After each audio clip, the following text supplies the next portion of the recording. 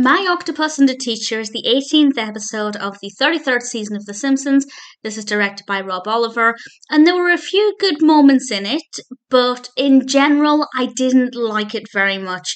The main narrative focuses on Bart and his new teacher, and something I've mentioned several times is that I really don't want them to constantly bring in a new teacher and constantly have us getting to know another new teacher. I don't know what the future is for this particular teacher, but it gets a little bit old. However, there is something a little bit different with this one because when Bart first sees his teacher in the school, we learn that somehow he already knows her. They've met before. And there's the mystery of trying to work out how they met. It's not so much a case of working it out, actually. There are no clues to it. But eventually, obviously, we hope that we'll find out what's going on. And that part of it I thought was quite interesting and very well done. I think maybe too much information was given away too quickly, but it wasn't too bad. I didn't mind that part of the narrative, but I wouldn't say I enjoyed Bart's story, and Lisa's I liked even less.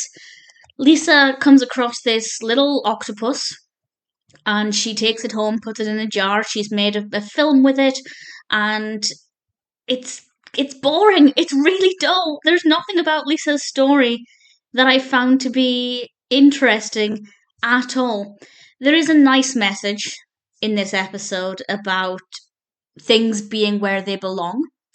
Basically, you shouldn't keep a little octopus in a jar because that's not where it belongs. So I think that's a pretty good message. But the road to that message and even the moments surrounding that message, I just found it to be really boring. So Lisa's story didn't care for. Bart's was okay. And I think Bart's behaviour was quite interesting and unpredictable, and that meant it was pretty decent. I don't think I'd skip this episode because there's nothing specifically wrong with it, but at the same time, it's not very good. It's not very engaging.